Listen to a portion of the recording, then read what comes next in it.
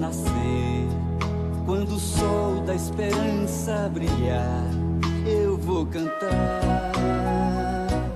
Estamos no ar através da TVC BH, a TV comunitária de Belo Horizonte, pelo programa Palavra Ética e também via internet para refletir com você hoje sobre as seguintes questões: votar na democracia ou na tirania? Votar em projeto de vida ou em projeto de morte? Dia 30 de outubro próximo, 2022, será um dia histórico para o povo brasileiro. Segundo turno das eleições, o povo deverá escolher entre restabelecer a democracia ou autorizar pelo voto o fortalecimento de um regime fascista, ditatorial e tirânico que, na prática, já está sendo implantado.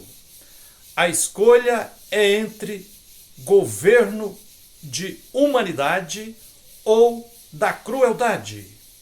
Que nestes dias, como em todos os dias, reine em nós saúde, paz e alegria interior, amor ao próximo, coragem de lutar pelo bem comum, utopia no olhar e esperança no coração. Felizes os que constroem a paz, porque serão chamados filhos de Deus. Brada o Evangelho de Mateus na Bíblia. Portanto, não podemos votar em quem está disseminando a violência, o ódio e a intolerância, em quem diz abstratamente pátria amada, mas com mais de 30 decretos flexibiliza o acesso a armas e munições e assim está disseminando o armamentismo no meio do povo e pior, armando pessoas violentas. Jesus exortou-nos: amai-vos uns aos outros e jamais armai-vos. Bispos da Igreja Católica denunciam em nota pública de 24 de outubro agora, dizendo o seguinte: os discursos e as medidas do atual presidente que visam armar todas as pessoas e eliminar os opositores estão em contradição tanto com o quinto mandamento, que diz não matarás, quanto com a doutrina social da Igreja, que propõe o desarmamento e diz que o enorme aumento das armas representa uma ameaça grave para a estabilidade e a paz. Nosso Mestre Jesus foi torturado pelos podres poderes da religião, da política e da economia, endeusada do Império Romano escravocrata. É uma contradição gravíssima uma pessoa cristã votar em quem tem como ídolo um torturador sanguinário. Já está por demais comprovado que quanto mais armas na sociedade, maior a violência e o número de mortos. Logo, pela paz, votar em Lula é a melhor opção. Bispos católicos apontam em nota pública de 24 de outubro último várias contradições e hipocrisia do atual antepresidente. Dizem eles: enquanto dizia Deus acima de tudo, o presidente ofendia as mulheres, debochava de pessoas que morriam asfixiadas, além de não demonstrar compaixão alguma com as quase 700 mil vidas perdidas para a Covid-19 e com os 33 milhões de pessoas famintas em nosso país. Lembramos que o Brasil havia saído do mapa da fome em 2014 por acerto dos programas sociais de governos anteriores. Na prática, este apelo a Deus é mentiroso, pois não cumpre o que Jesus apresentou como o maior dos mandamentos: amar a Deus sobre todas as coisas e ao próximo como a si mesmo. Quem diz que ama a Deus, mas odeia seu irmão, é mentiroso. Como votar em um candidato cujos apoiadores e correligionários fazem de forma criminosa assédio eleitoral? Fazendeiros e ou empresários pressionando seus trabalhadores com ameaças de que, se não votarem no inominável, serão demitidos. Cadê o respeito à dignidade humana?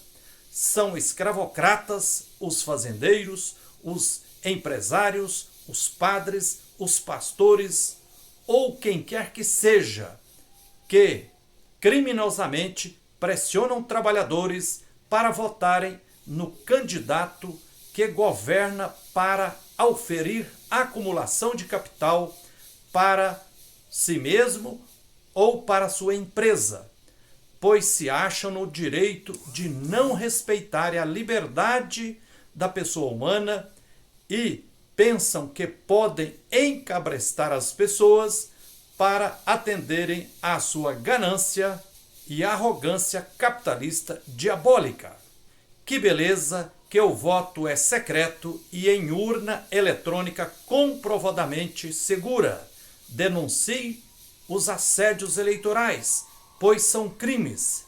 Já está comprovado que pastores e padres bolsonaristas e leigos que se dizem religiosos fazem campanha para o inominável, não por amor ao próximo, mas porque, além de se negar à interpretação dos textos bíblicos com clareza, por conveniência, estão recebendo recursos do governo federal e ou estão sendo beneficiados pelos brutais cortes em direitos trabalhistas, previdenciários, na saúde e na educação pública, ou seja, estão sendo egoístas e insistindo em continuar pisoteando na dignidade humana da maioria do povo brasileiro. São destruidores das famílias que precisam ser consideradas e respeitadas em todas as suas possibilidades de composição e na diversidade existente. A história da humanidade mostra que muitas vezes o povo cegado, em atitude suicida, elegeu seus próprios algozes. Isto aconteceu quando o povo manipulado por quem usava em vão o nome de Deus, arvorando-se como defensores de Deus, pátria, família e propriedade, elegeu Benito Mussolini, Adolfo Hitler e o general Franco, que se tornaram nazifascistas sanguinários. A história demonstra também que um gato fictício pode levar os ratos a caírem em ratoeira. A rede diabólica de fake news está hipnotizando muita gente. Já está por demais comprovado que o inominável mente de forma contumaz. Ele só sabe dizer mentiras, até para criar cortina de fumaça para que o povo não discuta o fracasso do seu desgoverno nas áreas de meio ambiente, da saúde, da educação e da economia. Em nota pública, bispos católicos profetizam ainda dizendo o seguinte: vivemos 4 anos sob o reinado da mentira, do sigilo e das informações falsas. As fake news, notícias falsas veiculadas como se fossem verdades, se tornaram a forma oficial de comunicação do governo com o povo.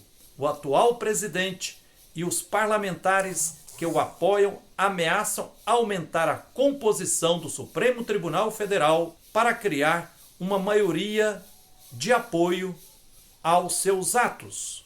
O controle dos poderes legislativo e judiciário sempre foi passo determinante para a implantação das ditaduras no mundo, alertam os bispos. Com formação caricatural e com discursos histéricos, hipócritas pastoras, falsos pastores, padres medíocres, descompromissados ou líderes religiosos, adoradores de dinheiro, estão seduzindo pessoas ingênuas que aceitam falsas interpretações bíblicas e assimilam posturas moralistas e fundamentalistas que, na prática, sustentam políticas de discriminação, de violência e morte. Será um absurdo o povo reeleger um antipresidente que, em 4 anos, não deu nenhum centavo de aumento real do salário mínimo e que confirmou que o ministro da Economia planeja reduzir anualmente o valor real do salário mínimo e da aposentadoria. Isso violentará a dignidade de mais de 80 milhões de pessoas, pois será na prática impor relações sociais escravocratas. Lula não é perfeito, mas é 1000 vezes melhor do que o inominável. Em 8 anos de governo, Lula aumentou anualmente o valor real do salário mínimo, o que aumenta o poder de consumo das famílias pobres, incrementa o comércio e aquece a economia do país. A economia do país precisa de novos rumos, alicerçados em princípios de justiça, com taxação das grandes fortunas, com variação do percentual de dedução do imposto de renda, onde quem ganha mais paga mais, quem ganha menos paga menos, e vice-versa. A vida dos humildes, dos preferidos e escolhidos do Mestre Jesus, está em sofrimento diário. Quem visita casas das periferias, das favelas, dos aglomerados, das ocupações, sabe a dor e a agonia que tem sido conciliar o aluguel, as contas do mês, as contas da farmácia. A fome não é mero discurso, voltou a ser uma realidade cruel, insana e desumana na vida de mais de 33 milhões de brasileiros. Engana-se quem acha que apenas com os discursos de bons costumes e de valorização da família estejam acima de tudo e não percebem que, na realidade, as práticas não são nem de bons costumes, nem de respeito à família. Melhor candidato é aquele que investe em educação e saúde pública, que constrói novas universidades, que amplia o número de vagas em creches, pré-escolas, educação infantil, que dá condições dignas de trabalho aos professores e professoras, equipa as universidades e executa políticas de preservação ambiental, o que se tornou uma necessidade diante das mudanças climáticas, com eventos extremos cada vez mais devastadores, causados pela espiral de devastação ambiental promovida por desmatadores, garimpeiros, mineradoras, monoculturas, etc. O atual antipresidente virou as costas para o povo empobrecido, principalmente no tempo da pandemia. Não será ético reeleger o inominável, porque está altamente demonstrado que ele não levou a sério a pandemia da Covid-19 e poderia ter evitado a morte de mais de 400 mil pessoas por Covid-19. No Brasil, morreu 4 vezes mais gente de pandemia do que a média mundial, porque o inominável foi negacionista, atrasou vários meses a compra de vacina, disse que era gripezinha, desdenhou e zombou de quem estava morrendo asfixiado pela falta de oxigênio, demitiu o ministro da Saúde, Luiz Henrique Mandetta, que demonstrava ter compromisso com o que os cientistas estavam propondo para enfrentar a pandemia, o inominável impôs no Ministério da Saúde um general que não entendia nem de logística e era totalmente ignorante com relação à missão de um ministro da Saúde. Bispos católicos, em nota, alertam ainda dizendo o seguinte: basta analisar com dados e números e perguntar qual dos candidatos concorrentes valorizou mais a saúde, a educação e a superação da pobreza e da miséria, e qual retirou verbas do SUS, da educação e acabou com os programas sociais. Quem cuidou da natureza, principalmente da Amazônia, e quem incentivou a queima das florestas, o tráfico ilegal de madeiras e o garimpo em terras indígenas?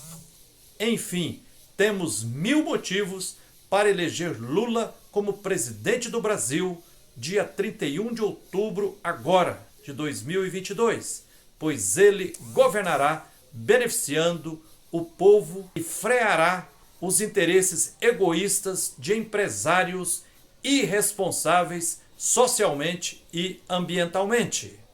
Que o Deus da vida, invocado sob tantos nomes, nos inspire e nos ilumine neste momento dramático em que vivemos. Que a verdade, o amor e a esperança prevaleçam.